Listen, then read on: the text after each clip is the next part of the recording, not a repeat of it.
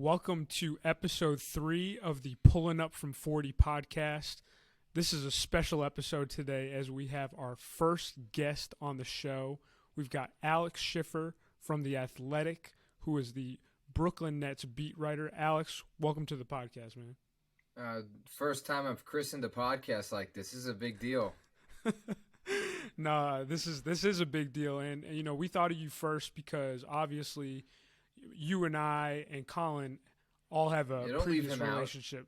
No, Colin knows Alex. We all have previous relationships. You know, we met initially at University of Missouri. At the time, you were a beat writer for the men's basketball team, and I was a student manager for the team, which, you know, can be a little bit of a taboo relationship, which is funny. But, you know, over the years, we really got to know each other pretty well.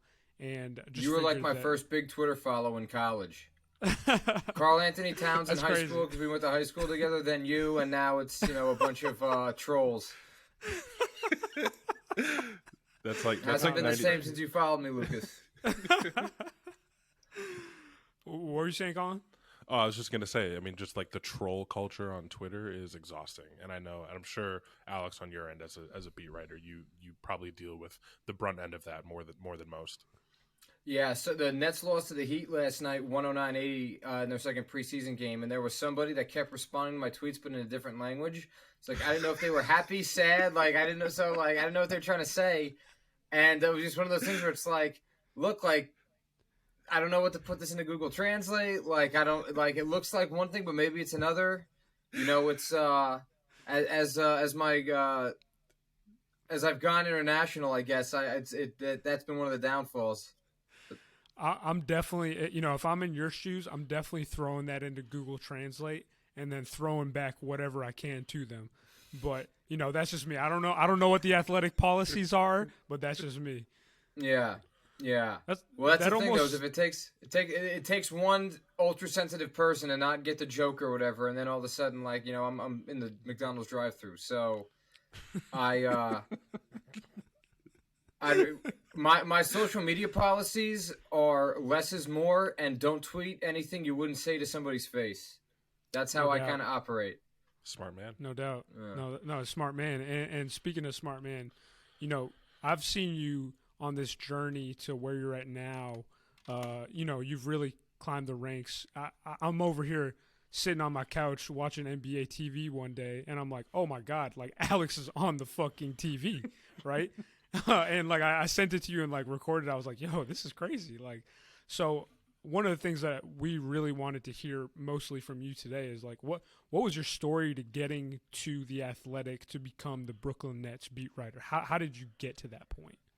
Yeah, you know, we're big travelers in the family. We've been to all the presidential libraries. I'll use that flex on the podcast, not at a bar or on dates or anything. But so, you know, I always like traveling, and you know, I always like sports. Obviously, in high school, I joined the school paper. You know, we were known a bit as a basketball school, St. Joe's and Metuchen, when I was a freshman, because that's when, you know, there was the Kobe Lakers that went back to back with Andrew Bynum, who went to our high school. And then also Jay Williams from Duke. But, you know, my junior year, Carl Anthony Towns showed up. Back then he was just Carl Towns, which is how he's still in my phone. I haven't adapted like that. But, you know, that really kind of started to change. We also had a guy at the time, I don't know if you remember him, Lucas, Quentin DeCozy, who played at Temple, had a pretty decent career. And, you know, definitely started tweeting about Carl's recruitment, you know, kind of taught me, you know, a lot of things that, you know, I can kind of still carry today of just, you know, you'd have, if, you know, Tom Izzo came to one of our soccer games before an open gym, you know, tweeting that he was there, you know, Michigan State fans would follow me. You know, I had college coaches that realized that, like, I was in the building with Carl, and they would DM me, like, do you know if he's visiting here or there? And so, you know, it was easy to build up a Rolodex. You know, we got Wade Baldwin, who would eventually become a Grizzlies lottery pick. And then Marcus Towns, both as transfers. He was a part of Loyola's Final Four team, if you remember. He's playing somewhere overseas. So, you know, those guys, too, definitely helped in terms of, you know, exposure and writing about them. And, you know, again, they were still classmates, you know, never really had any issues with them. But it also kind of taught me about, like, you know, how people I just seem to think that just seem to want to learn about the next thing, and I think we're kind of seeing that now, as in like this today and this week with Victor Wembanyama and Scoot Henderson, where we're not going to learn where those guys are playing for another 7, maybe 8 months, and yet that's all anyone's talking about. So that kind of helped me for Mizzou. Lucas will appreciate this. I got into Mizzou before my first day of my senior year of high school because I knew I wanted to go there. I got accepted. I committed to Mizzou the same day as Wes Clark. 2 big recruiting wins that day for the school. Big recruiting wins. So, and then obviously going to Mizzou, that's when we first started crossing paths early on. My editor, then future roommate, Jacob Bogage, knew who you were. And you were probably one of the few, as you kind of said, student managers who, wasn't afraid to talk to the media or say what's up. And when Michael Porter Jr., I'm trying to remember what year of college it would have been for us that the buzz with him started at Tolton. I think it would have been. I want to say it was 2014, maybe. Yeah, so I would say my sophomore year, your junior year, yeah. Jacob was his first beat writer, kind of. I think another one of our friends, Kyle Locke, wrote the very first story on Michael Porter in the Missouri, and I remember him telling me remember the name. And then he had that dunk from the free throw line down, I think it was in Jeff City. And having covered Carl, though, both number 1 players in the country, I actually thought their recruitments were extremely similar, right? Whoever got Michael Porter had to hire his dad. Once John Calipari put Carl on the Dominican roster, it was kind of over. It wasn't these ultra dramatic 5-star recruitments. Both came from basketball playing families. Carl's dad played at Monmouth. So, a lot of that translated with covering Mike, a lot of the same coaches in the gym, mutual connection, stuff like that. So that put me in good position with getting in with his people, building their trust. I got hired by the Kansas City Star out of college to cover Mizzou for that Michael Porter year that wasn't. And then after doing that for 2 years, I got hired to cover the Nets, and it's been a wild ride ever since. No, it's crazy. It really is crazy to think we're over here talking after a Mizzou basketball game about the game, stuff like that, and then now you're over here interview. I just pulled up a tweet the other day. I'm like, wow, this man's talking to KD. Markieff Morris has been the real interview win of the preseason because I asked him about signing with the Nets, and he's like, it's the NBA. You break up with your girlfriend, you get back together. That was you. Yeah, and the follow-up was well, can it work? He's like, yeah, broke up with my wife a couple of times. We still married. So he's got the quote of the season so far. That's crazy. So you asked him the question. I asked him the first question. Nick Friedel of ESPN had the follow-up of can it work? So I don't know. I'd heard from the Kansas writers that he's pretty funny, so I'm looking forward to dealing with him this year. Just a quick question for you, Alex, and kind of a question for Lucas too, because you guys were obviously on campus at this time. Not to get on a kind of serious topic, but ironically, I was in Columbia that weekend back in 2015 when Mizzou had that racist incident at your homecoming. And then that kind of triggered all those protests and the football team going on strike. Would just love to get, I guess, both of your kind of opinions on what that kind of climate was being on campus, Alex, you being on the kind of media side of it, Lucas literally being in the athletic department. What was kind of the pulse of the university at that time and just kind of being around that situation? Yeah, I've been asked about this a lot. I've always struggled to answer it because Missouri was founded on the 2/3 compromise, right? So they were literally founded with with race issues in a way, and being from New Jersey, there's a lot I don't know and I still don't know about everything that's kind of gone into the history with all that there. The thing I tell people a lot is I don't think the actual the protests were peaceful. The way people sometimes talk about were you ever worried about guns or was the ever a riot or anything? That's no, it was students camping out in tents on one of the back quads. So, definitely perception versus reality is the thing I probably get asked about the most with that because people seem, my parents got calls is he okay? And what's going on campus? And everyone, and they're like, what are you talking about? What are you watching? So I always thought that, the way people like from the outside, and I mean outside, like that weren't in Columbia for that, the way they thought it was versus what it actually was, that was very different. So yeah, I think those are probably that's probably what I get asked about the most with that stuff. It's like, where did you get that from? Like it was never anything like you thought it was.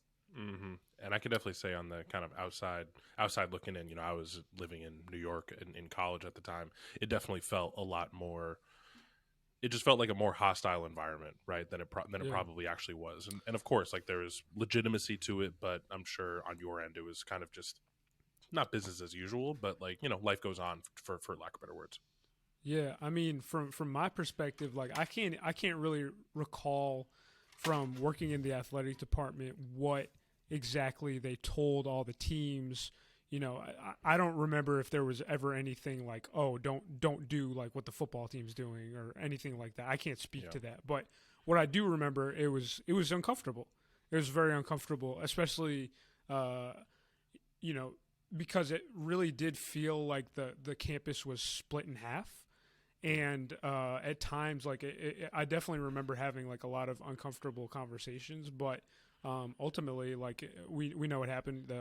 The president pretty much got fired, and it was like a crazy wave, and it was crazy. I just think, especially from like a journalistic standpoint, like that had to have been like one of those things. Because the funny thing about Missouri too, right? And Alex, you can speak to this, is that the Mizzou journalism culture is insane. Like the media there, the media coverage that you get in a small town like Columbia, Missouri, it's almost like you're like in a major city, right? Because there's so many people that are trying to make it into journalism. Yeah, I have two thoughts on that. Going to what you said about like classes, I would say that week of school was like the unique week of education, probably from like preschool to senior year of college. Because as you said, like I couldn't tell you one thing I learned that week of like from what each class was and what was on the syllabus, but like it was a lot of discussions about like about I remember talking a lot about Ferguson that week, and if Ferguson and everything that happened there wasn't in the same state, is there a domino effect? And the proximity. A lot of students shared their own personal experiences. It was the most unique week of school. And I also remember, that there was a lot of people that were afraid to go to class because they didn't know what was going to happen. But the people that did, it was mostly discussion based on what was going on, and no grading or no like, it wasn't like those types of debates or whatnot, but it was more of just like, we're all here. Like, how does everyone feel? Everyone's voice is treated equally. I remember students were apologizing to other students, like, I don't imagine what you're going through. So yeah, that you saying that kind of triggered me. Like that's probably the only other thing that stuck with me, just like how different of a school week that was, if that's even what you want to call it. For sure. And I really do think that the fact that there's so many media personalities like in the Mizzou community, I think also may have contributed. And what they call people from Mizzou journalism school, it's called the Mizzou Mafia, right? Because like when you look across journalism, there's all sorts of people in high positions that went to Mizzou because it's one of the top journalism schools. And I think it really, a place like that, it's always got some crazy news going on. Alex and I know, like over the years, it's just a never-ending cycle there. And I think part of it is just because they have such like robust coverage of everything. It's definitely a weird relationship. This is a weird anecdote, but I remember I was just going to the bar one night after a game when I was covering for the Kansas City Star, and I walk in, and like as I'm walking by, someone's like, "That's Alex Schiffer." And it's like, dude, we're at a college bar. The Missouri just got the crap beat out of them by Georgia, and like, and I remember some of the older guys that have been there a long time. They once said to me, like, they were signing their kids out of school, and they're like, "Wait a minute, you're so and so," and they're like, "Yeah, I'm just trying to sign my kid out." So like, it's definitely, the comment. I remember one of them early on when I was in school was like, the whole town's used to getting interviewed because like there's so many students' projects and whatnot. So it's definitely a unique place in that term of, I can't think of another town that, what other town could you say everyone's used to getting interviewed? You know what I mean? Like it's as you said, there's definitely different dynamics there than other parts of the country. Right. And like for that specific reason, I remember my first day when I was working for Mizzou basketball, they sat me down and told me like, hey, like what happens like in the team like stays in the team. If there's ever news or anything that goes on, like it's not going to come from you. Right? Like that was one of the first lessons that they taught me. And sure enough, we had a pretty big incident my freshman year where there was a sexual assault case, right? And I remember going back to my dorm room one day, and I'm walking in my dorm, and I see a note on the floor, right? And it says, "Hey, I would like to talk to you about the Mizzou basketball case." Like under somebody slid a note under my door in my dorm, and that's like the level to which the journalism goes. Like that, they're that's really like a modern day smoke signal. Yeah. No, I had something to piggyback off of. I'm trying to remember what it was now. What was it? Oh, no, one of the best lessons you've taught me, Lucas. You told me this. I forget if you were still in college or you would have been a G, but like you said, news happens slower than it breaks. And like that should be like that, like just like Notre Dame, they have the play like a champion and they sign you hit. Like that's like I think about that every single morning. And you said like I remember you telling me how like your experience as a student manager taught you some of that. It's funny. Like I remember I was once texting. There was a departure on a coaching staff I was covering, and I texted the guy. I said, "Hey, like can you confirm someone's left?" And he goes, "Dude, his office has been empty for 2 days, but it broke that day." And I was like, "Lucas, so you've been one of my best journalism teachers for sure." With some of your basketball experiences, helping me there. No, I appreciate that. And what's interesting about it in today's landscape, right? Obviously, like there's been a ton of NBA news that's broken over the last month, right? And particularly the one right now that's going on with Draymond Green and Jordan Poole altercation. Like, I'm thinking, like, what's your thoughts on the landscape? It doesn't really. It feels like there's almost like a certain level of transparency, like in the league right now, that is almost unprecedented, right? Like. I would say like back in the day, if there was an altercation at a practice, right, something like that wouldn't come out in the news. Like it wouldn't even be a news story. So what is your thoughts on like the current NBA media landscape? Yeah, it's a tough question because like I don't necessarily agree of like back in the day because I read a book about the 1969 NBA Finals recently between Wilt and Bill Russell, rest in peace. And, Bill Russell would like call the Boston Globe after games when he was the player coach and talk about like the game and recap it and say, we didn't do this well enough. And like, I'm imagining a coach, like, could you imagine Greg Popovich calling the San Antonio News Express and like having a mini column after every game about like what he said to the team and everything? Like, that's just non-existent. So I definitely think that, just over time in general, access has gotten reduced and, this stuff is now government secrets and you could end somebody's career if you leak out the wrong thing about, or ruin the relationship if you put out that a guy's got a broken toenail and isn't playing just because of how sensitive that information's become. Also, though, kind of going back to the NBA 1969 NBA Finals reference, though, like the league has, I don't even know what the exponential would be in terms of money now going into it and out than before. So I don't know. I think in general, us getting into the locker rooms this year back again is a big win, and I think that it's good for both the players and the coaches and the media and therefore the fans.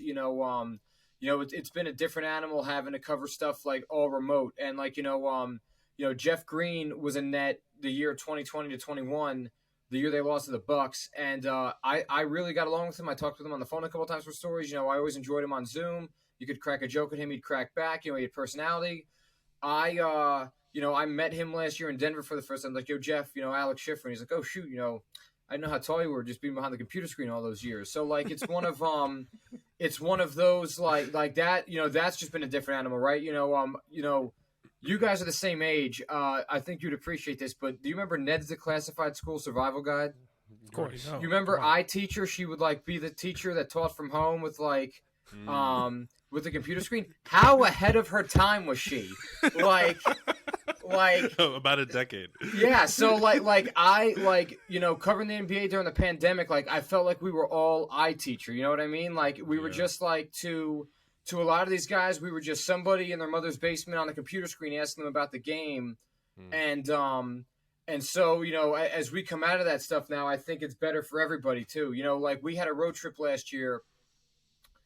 I can't remember what every single order of operations, but the last two games were New Orleans and Oklahoma City, and I remember Kevin Durant walks into the press conference in New Orleans. This is still hybrid, so this is just podium. This isn't open locker rooms, and he's like, I love the dedication, guys. Look at this. Look at my beat writers.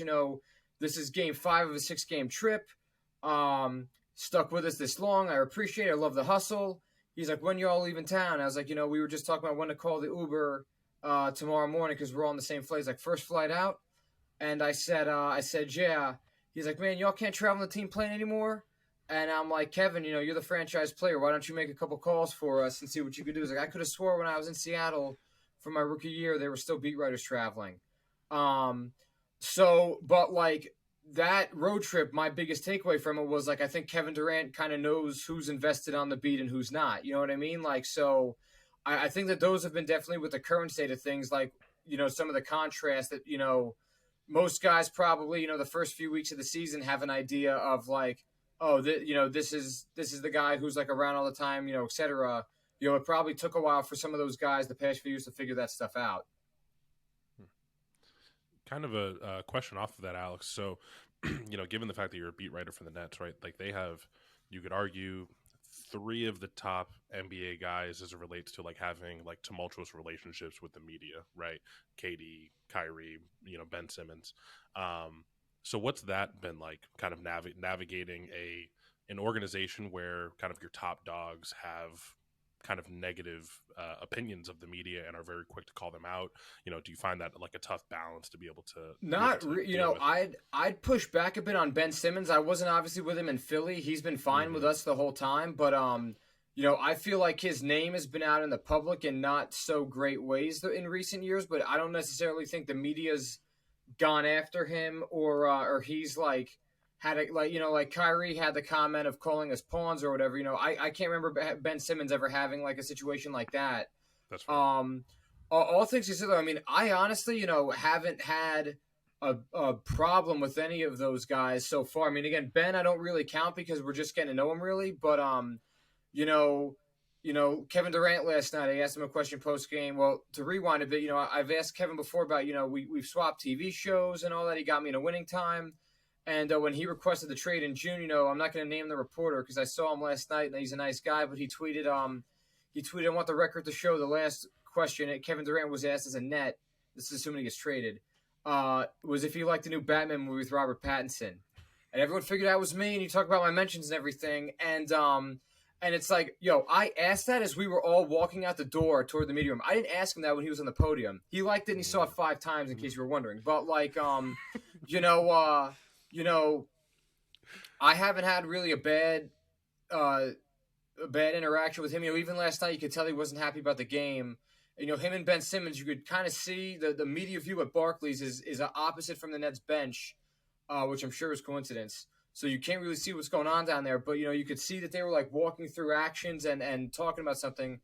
And I asked Kevin, I was like, you mind go? He's like, you really think I'm going to tell you what we were going through? I was like, well, I'm not expecting you to get the whiteboard out and walk me through everything, but generally speaking, that got him laughing. So, and even Kyrie, again, he's gotten into it with some people, especially over the vaccine stuff last year. But mainly Nick Friedel of ESPN, who he claims is going to be best friends with by the end of the year. So what to watch for.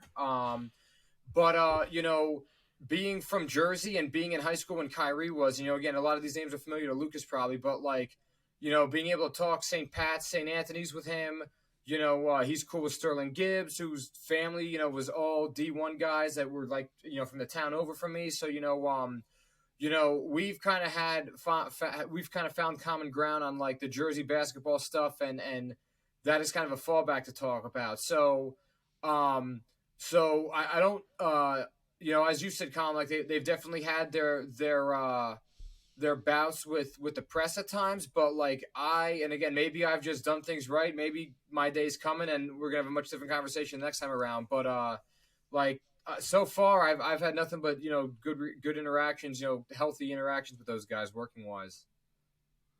Yeah, I've been waiting to see if that day is gonna come. Like I'm not wishing that upon you. I mean, it happens sometimes. It's kind of what you sign up for. Closely. You know what I mean? Yeah. Like media day this year, I forget where I am in the pecking order in terms of like tenure on the beat, but like I'm not number one. And media day comes around and Kevin Durant bats leadoff. He's the first one, and they're like, "All right, Alex, you're leading us off." And I'm like, I got to ask him about the trade. Like, oh crap. And so I again, like, this is all public information. There's nothing that I'm like, pulling from out of nowhere. And I just says like, Kevin, can you just kind of walk us through your mindset that led you to request the trade since we last saw you, the ultimatum, what made you rescind it? And I thought he gave, a very good answer. And again, like, all those guys had plenty of months to think about what they were going to say in response to all this. But like, again, that's something where maybe, maybe he says something else and it's a more difficult interaction, but he's like, nah, here we go. So yeah. Yeah, man, I'm not trying to jinx you. I don't want to see you getting, blown up on Twitter. To me, it's just part of the job. You know what I mean? Like, yeah. It sometimes it just happens. If you were, when you were at the Paul, Lucas, obviously, you guys had some tough losses. I mean, I get in some ways too with these guys with, a lot of them won big in high school and in college. Most of the questions they got were positive, coming up to the NBA. And then, you have a bunch of mics in your face getting asked about missing the game-winning shot. It definitely has to be a bit of a difference. So I'm kind of conscious of all angles of that. And again, like sometimes the guy's just in a bad mood, right? They're human beings too. So right. Whenever people say like, and I'm not going after you obviously, but when they're like, oh, you've lucked out so far, it's like, I don't really look at it that way. It's just like stuff happens, Yeah, and I will say this, like I'm also not surprised that you haven't, like that hasn't happened to you, just because I know you and I know how you navigate these areas in terms of networking and relationship building. But that's something I wanted to talk to you about. For you coming from the perspective of somebody that is a journalist, like how are you? You've done a really good job of building a network and building relationships of people that trust you. How have you been able to do that so effectively? Yeah, that's a good question. I don't know. I mean, like, I think first and foremost, just kind of, be yourself. Like, as you guys talk about, Lucas, like knowing me, like with some of the stuff with KD last night and everything, like, I don't know, like I'm not afraid to kind of throw my sense of humor and personality out there if it backfires. I mean, you guys have heard some of my best stories. I've missed some too, though. So I don't know, I've never really gotten it. I get pissed when people say like, oh, this reporter has an agenda or whatever. Like there's some there's definitely some bad examples of reporters in our industry without question. Again, we're not perfect. But I just kind of be myself. I always look as a marathon, not a sprint. The first time we met, Lucas, I was writing recruiting stories about Mizzou's targets. Our first few interactions, not like I ever said to you, trying to think of who a guy Mizzou would have been recruiting around the time we just met. But I'm upset now. I feel like I should have a good example of this. But Devin Booker, right? Like Devin Booker would have been a huge Mizzou target around the time we met. Like I didn't say, where do they stand on him or whatever, as if you're in all the recruiting meetings or whatnot. So like I tell people all the time, in some ways it's a lot like dating where, you don't pick the wedding cake out on the first shot. But like at some point too, I feel like you have to kind of get a feel for like, can I count on this person to give me something in the moment or come back to me? And so, sometimes as simple as just showing your face and saying hi to some people. I've gotten texts from scouts and agents where they were crazy busy, but just a quick, hey, what's going on? And you'll get a text like, hey, so I was busy tonight, just thanks for saying hi. So I don't know. I always try to check in with people. You know, I'm good at that. I feel like where you know, if I haven't heard from them in a while, or even just, you know, if I'm passing through a city, you know, you'll kind of learn traveling around the country for the NBA. You know, there's only so many people you know in certain pockets, and you know, I've made friends from just and connections from just DMing and saying like, hey, I'm in town. I know you are too. You know, you want to figure something out. So I don't really have like a great answer outside of, you know, being myself and kind of knowing like, you know, it's about the long game, not the short game, and I'd rather have a relationship with a guy for 5 years where he maybe, you know, helps me out in a lot of little different ways than, you know, going all in early on of like, hey, I need this right now and ruining it. So that's kind of the short answer on it, honestly. But there's no book for this stuff, right? And that's kind of the other problem is that it's one of my biggest adult epiphanies lately is a lot of life is about feel. That's like been my big like aha moment. And to me, that's a lot of the job too, is just when to ask for a favor, when not to, when to push, when not to. And you know, failure is the best teacher, and sometimes it's a lot of your experiences that just kind of shape the next ones. You know, I didn't mean to sound that prophetic. No, but you're right. On point answer. On point answer.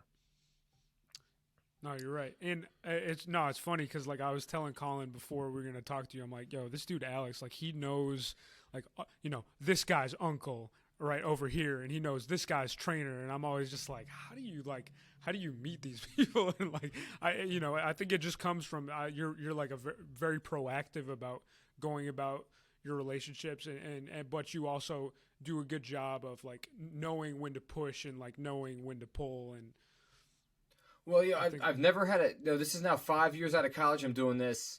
I've never had a day, no matter how good of a story I've written or whatever happened, like where I've arrived. You know what I mean? It's like, you know, and you know from coaching, Luke, it's like there's just so much attrition. Like, you know, when I was at Mizzou or when we were at Mizzou, like it doesn't matter if like I had a good relationship with every single member of the coaching staff. Like most guys are gone in 1 or 2 years to another gig. You know, the average coach's tenure isn't that long, so like there's always someone else to be talking to, or like, you know, someone else to be trying to meet with. So I've never like looked at it as like I'm in a groove now or whatever. Like I've always kind of looked at it as like on to the next one, you know? For sure. Has there been anyone, you know, kind of throughout your journey that's been really impactful for you from kind of like a mentor perspective, or just anyone that even from like afar that you've kind of aspired to be or looked up to, anything to that effect? Yeah, I mean, like I've taken a lot of different things from a lot of people in different ways. You know, I was in Kansas City real quick earlier this week, and I saw like Blair Kirkhoff and Vahe Gregorian for the Kansas City Star. And you know, you talk about like the longevity of relationships and not burning a bridge early on. Or you know, Vahe met Andy Reid when Andy Reid was the Mizzou offensive line coach in the late '80s, and now he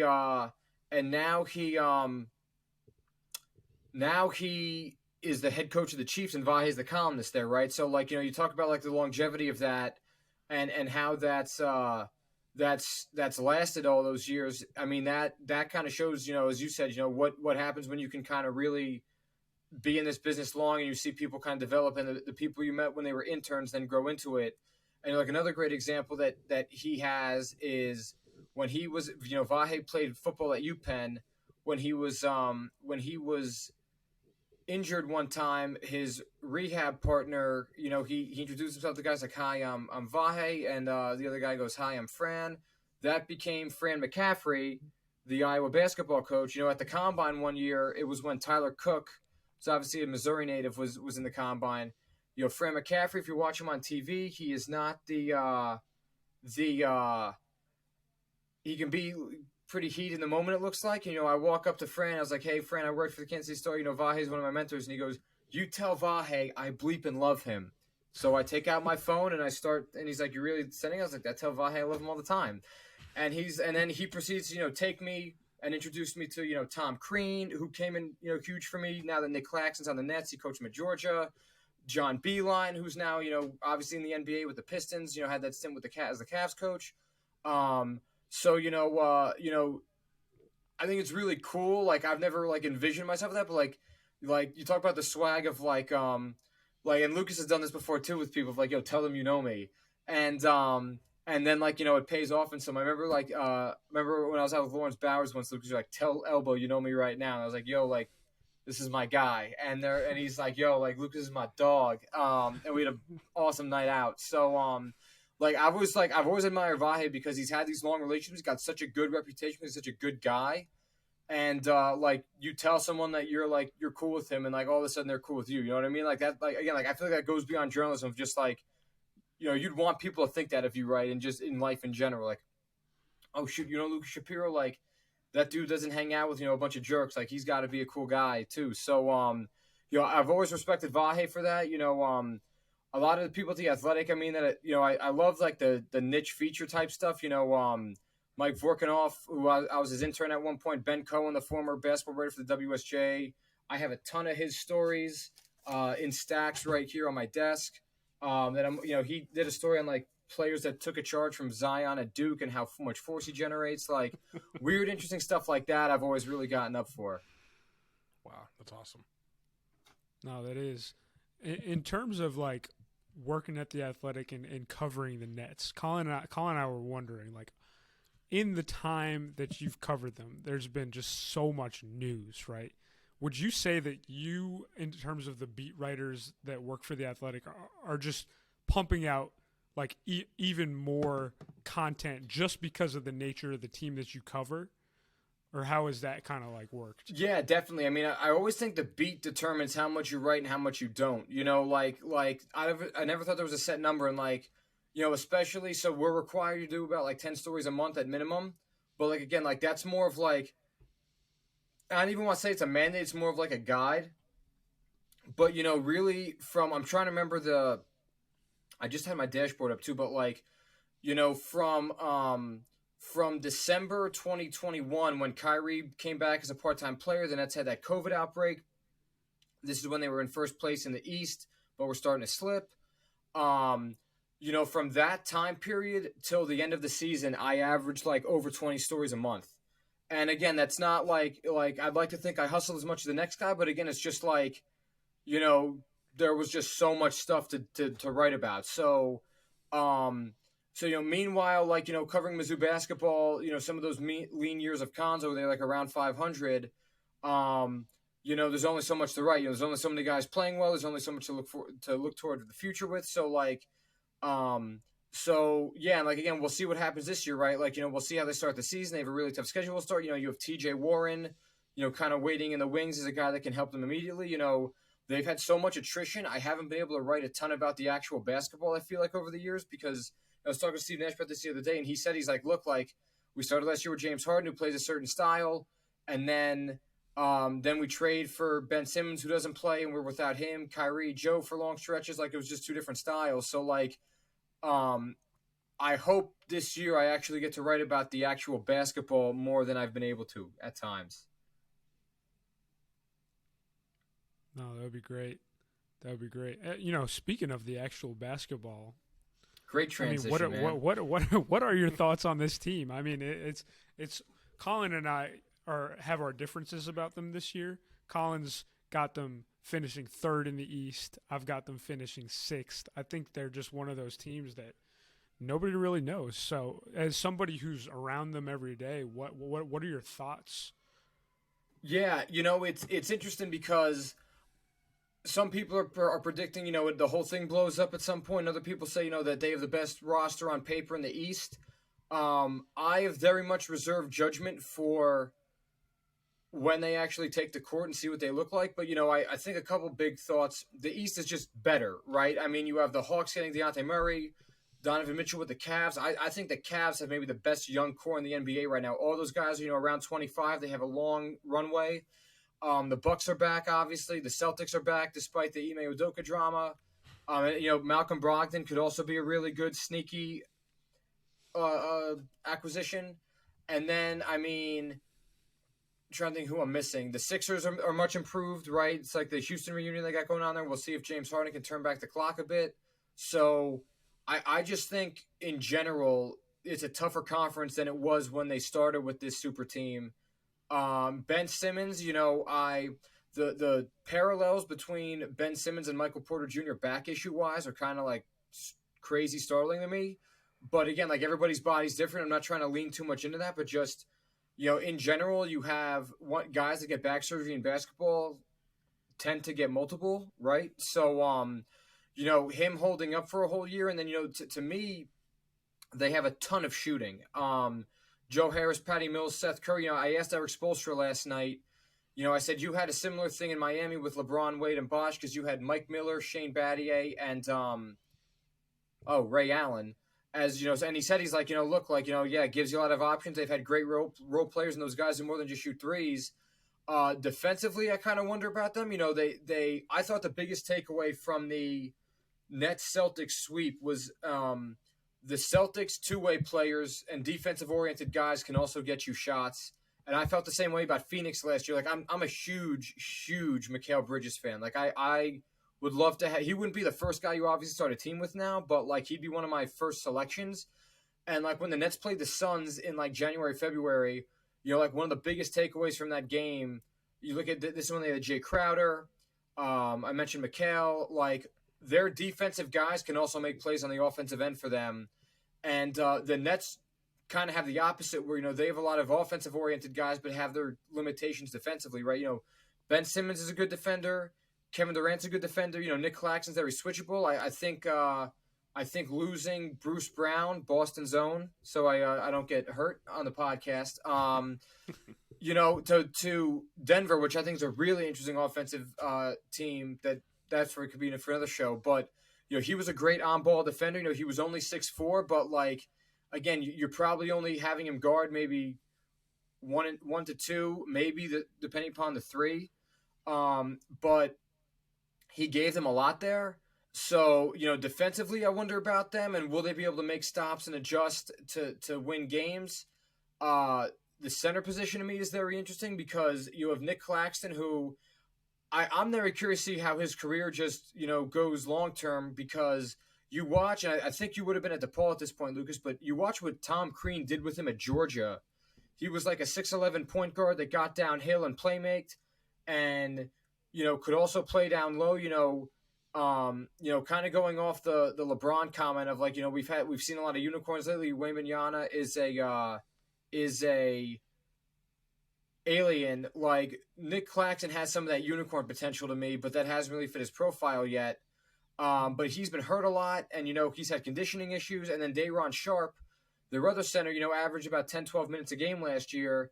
He had fouling issues. I remember him talking about after they played in New Orleans that same night with the Kevin beat writer talk, Day'Ron Sharp was like in awe that Jonas Valanciunas like literally took his hand and like physically moved him down low in the paint. So, you're relying on two guys that are inexperienced big picture, but also just have question marks to carry you there. I mean, who guards Embiid? Who guards Jokic?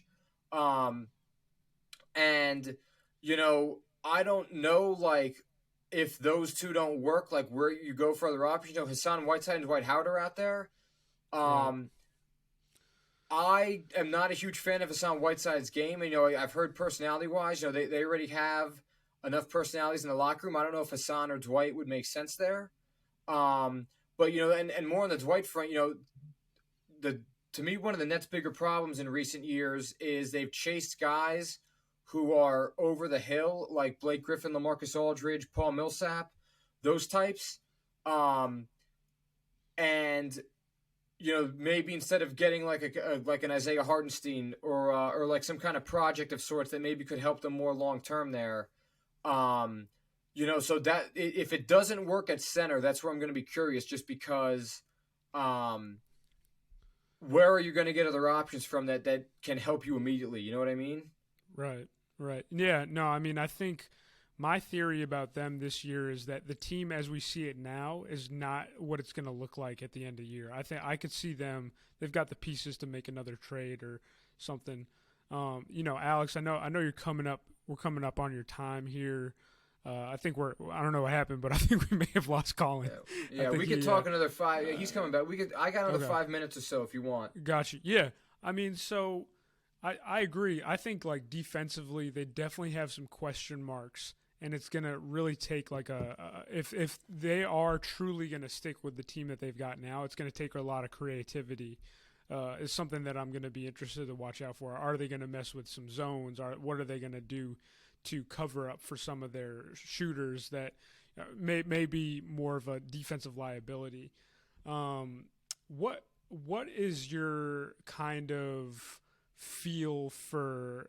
I mean, do you think like truly everything's good after? It's hard to say from being in the media. But it seemed like everything from, obviously the goal of NBA Media Day is to put on your best smile and whatnot. What's kind of your vibe of the team right now in its current form? Yeah, I mean, they're not fully healthy right now. We talked about TJ Warren waiting in the wing. Seth Curry's coming back from an ankle. So, like, I think they're not taking the results of the past 2 preseason games, like the end of the world. But, you look at Kevin Durant and Steve Nash's comments. But first off, like their schedule is so playoff heavy to start the season. I have the schedule right in front of me. Just this is pure coincidence. I didn't plan this, but New Orleans, Toronto, at Memphis, Milwaukee, back to back with Dallas. They have Indiana a couple times, and then Dallas again in early November. They have a trip where they go to Clippers and Lakers back to back. Portland's an interesting team with Jeremy Grant now. They have Memphis, Philly, Toronto all in 1 week, in a 3 and 4. They very well could be, 12 and 12, 13, 13, whatever around there. And to me, what happens then? I mean, what happens with Steve Nash? I like Steve Nash. I understand why he's not necessarily a fan favorite, but he's also been dealt maybe the craziest 2-year hand in NBA history for a first-time coach. And, I'm curious with him, how much does he kind of factor into winning where he just completely outcoaches a guy down the stretch and out-schemes and, plays a huge role in that win. And it's been interesting listening to him and Kevin Durant talk about the vibe. Kevin Durant's thesis statement for wanting a trade was how, during that 10-game losing streak they had last year, he thought they should have been more competitive. And, he thought that they didn't have good championship habits and that there was a lot of, he thought that shouldn't have happened and they had the talent to maybe sustain that and handle that better than they did. Steve Nash's comments have been, I was without my top 4 or 5 players. What do you want me to do?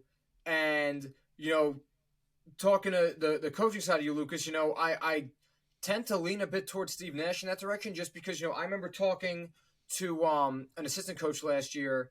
The Nets, at one point, their second unit was, either KD or Harden out there alongside Nick Claxton, Bruce Brown, DeAndre Bembry, and Javon Carter. Usually those 4, that's a really non-shooting heavy lineup, right? And, an assistant coach was saying to me, how do you space the floor like that? How can you really get good looks like that in the modern NBA when we're kind of, some of the best stuff we can draw up is going to wind up with us having, a 30% three-point shooter kind of get dared to shoot, and we have to hope he makes it. And you're kind of going against the math, some common sense, etc. So they're built, obviously, with all the shooting we talked about to really space the floor well and all that. But, I lean a bit toward Nash, just that it's been this crazy hand and, they need some continuity. They need some time to develop. And, you could see during the preseason game last night that they're still learning each other, especially Ben given his layoff. But I just think that, I don't think they're going to run away with the East. I also don't think they're going to be destined for the play-in again if everyone's healthy. I feel like, 4th in the East is a reasonable pick. It's going to be interesting to kind of see how those two comments hold up between what Nash said and Durant said because, I do think to now play to Kevin's side, we talked about Cam Thomas ad nauseum before over text, right? Like, we talk about these non-shooter heavy lineups and some of the stuff they were forced to do, but, they weren't playing some of these other guys to kind of see, Cam gets hot real quick. What if that changes the way the defense guards you and maybe that can open some other stuff up, right? There was definitely times where I kind of wondered, what's the harm in throwing him out there, seeing if he can get going a little bit, and does anything come from that? I don't know. So, I think there's arguments to both points of view, and how that changes or how that evolves, or what we see based on those will be interesting and say a lot. Yeah. No, I mean, there's a lot of different directions that this team can go. And I will say this, like, after hearing what their schedule is, I think it's going to get interesting really quick. I'll just say that. I think it's going to get interesting really quick. Well, hey, my man, I don't want to hold you. Just wanted to say thank you for coming on, being our first guest. As we're building this thing up, I think it means a lot to me. And I just want to say great job, and keep up the good work. Appreciate you having me, man. You're my guy. Colin, too, even though I think he's kicked himself off the show or something happened.